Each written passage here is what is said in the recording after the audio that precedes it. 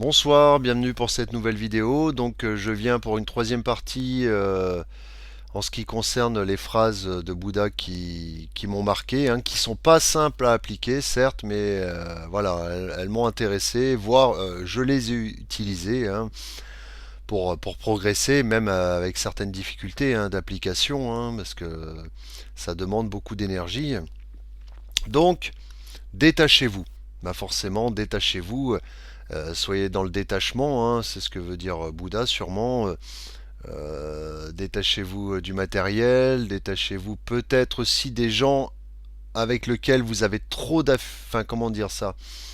Il faut avoir un certain détachement. Même dans l'amour, il faut avoir un certain détachement. C'est-à-dire l'amour passionné n'est pas bon, par exemple. L'amour d'une personne ou une amitié trop forte ou trop fusionnelle, quelque chose de fusionnel trop fort, ce n'est pas forcément bon. Il faut avoir un certain détachement. Même par rapport au matériel, hein, tout ce qui touche au matérialisme, il faut se détacher. Pas être, ça doit pas être le matériel qui nous dirige ou les gens qui nous dirigent. On doit pouvoir se détacher de tout ça. Voilà, hein. Alors, ce n'est pas simple à mettre en application, hein. On y est tous confrontés tous les jours, hein, justement, à appliquer cette forme de détachement. Et qui, ce qui engendre trop d'attachement engendre aussi de la souffrance. Voilà. À trop être, à vouloir quelqu'un ou quelque chose, hein, à être obsédé par quelqu'un ou quelque chose, peut provoquer une certaine souffrance, surtout si on ne l'a pas. Voilà. Donc il faut se détacher un peu de tout ça. Comme je dis, c'est difficile à mettre en œuvre, hein, à tous les niveaux et ça peut être tout au long de notre vie, mais voilà. Faut essayer de faire au mieux. Recherchez la paix intérieure. La paix vient de l'intérieur, ne la cherchez pas à l'extérieur. Bah, ça rejoint un peu ce que je vous disais avant, par rapport par exemple aux matérialistes. Il ne faut pas essayer de s'accaparer un maximum de choses. On a les ressources en soi. Voilà, hein. C'est vrai qu'on va souvent, par moment, de manière pulsionnelle, peut-être aller chercher beaucoup de choses à l'extérieur, parce qu'on a un vide intérieur à combler. Voilà, comme une nourriture un peu, hein. Vous savez, le fait de manger de la nourriture, j'ai souvent entendu des gens dire qu'ils étaient stressés, et puis dès qu'ils mangeaient, ça allait mieux. Voilà, ça remplit, ça apaise, mais ça ne guérit pas forcément. Voire pas du tout même. C'est pas la bonne méthode, hein. La bonne méthode, c'est de faire vraiment un travail sur soi. Aimez-vous, vivez, laissez-vous aller. Voilà. Donc il faut s'aimer, hein, comme il le dit. Vivez, laissez-vous aller. Voilà, c'est-à-dire se laisser porter par la vie un peu. C'est ce que j'entends par là. Se laisser porter par la vie, guider selon nos envies, sans contrarier les autres bien sûr, mais voilà, se laisser porter. Toutes les choses doivent nous traverser, pas forcément nous toucher ou nous percuter. Mais ça, c'est vraiment le. Faut déjà être à un bon niveau de travail sur soi pour arriver à faire ça, hein. C'est pas évident, hein. Moi, ça m'arrive régulièrement de me laisser percuter par choses et d'autres, des petits tracas de la vie quotidienne et tout ça. C'est pas simple à mettre en application. Soyez gentil avec tout le monde. Soyez tendre avec les jeunes. Ayez de la compassion pour les personnes âgées. Soyez sympathique avec ceux qui ont des difficultés. Et soyez tolérant avec les faibles et les méchants. Voilà. Donc ça, c'est des règles de vie, hein, qu'on devrait tous appliquer. La dernière étant la plus dure, hein, soyez tolérant avec les méchants. Voilà. Voilà, tolérant avec les méchants, tolérant avec nos ennemis. Pour moi, c'est la règle la plus difficile à appliquer. Voilà. Pour le reste, oui, ça me paraît, comment je pourrais dire ça, c'est une forme de logique, hein, d'aider les autres aussi, hein.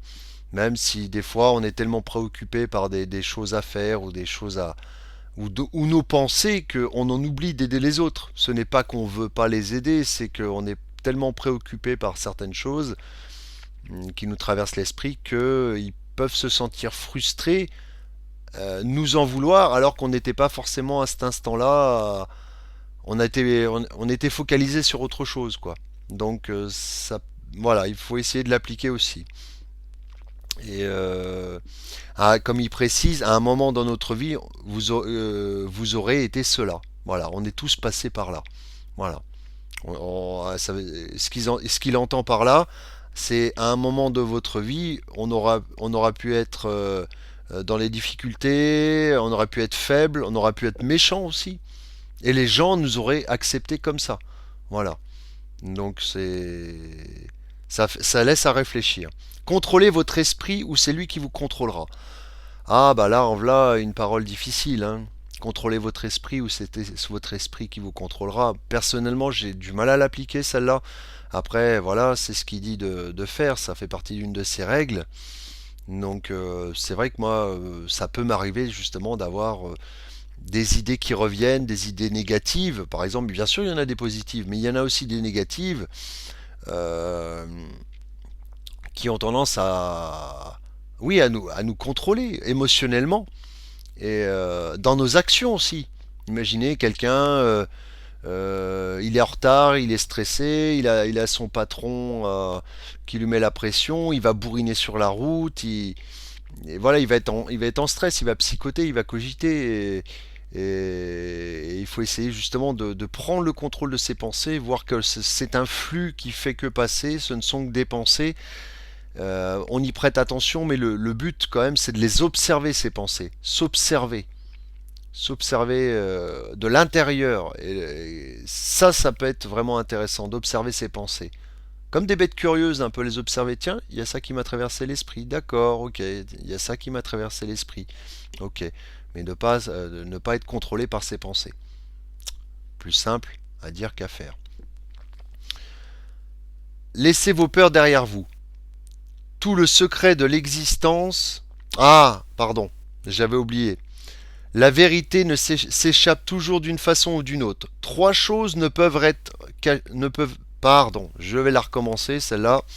En plus, sachant elle est très intéressante. La vérité s'échappe toujours d'une façon ou d'une autre. Trois choses ne peuvent pas être cachées longtemps, le soleil, la lune et la vérité. Comme me disait un ami, tout se sait un jour. Tout se sait. C'est-à-dire qu'on aura beau cacher des choses, les gens ont de grandes chances de le savoir tôt ou tard. Donc il vaut mieux dire la vérité. Voilà. Elle peut faire mal la vérité, mais c'est vrai qu'il est préférable de la dire. On est encore dans une pseudo-liberté d'expression où toutes les choses peuvent se dire. Il faut ne pas manquer de tact, mais on peut transférer certaines vérités, ce qu'on pense des autres, avec voilà un certain enrobage quand même des messages à les faire passer. Et puis pas devant tout le monde. Ça peut être à titre, moi personnellement, quand je veux faire passer un message à quelqu'un, j'essaie de le prendre à part et de lui expliquer ma façon de voir les choses. Je vais pas aller le. Si, mettons, je suis dans la colère, hein, ce qui n'est pas bon en soi, mais je vais quand même lui mentionner ma colère de manière quand même contrôlée, mais en même temps, pas devant tout le monde. Tout le monde n'a pas besoin de savoir. Ça, on s'adresse uniquement à cette personne-là en particulier, quoi. Voilà. Donc, laissez vos peurs derrière vous. Tout le secret de l'existence est de ne pas avoir peur.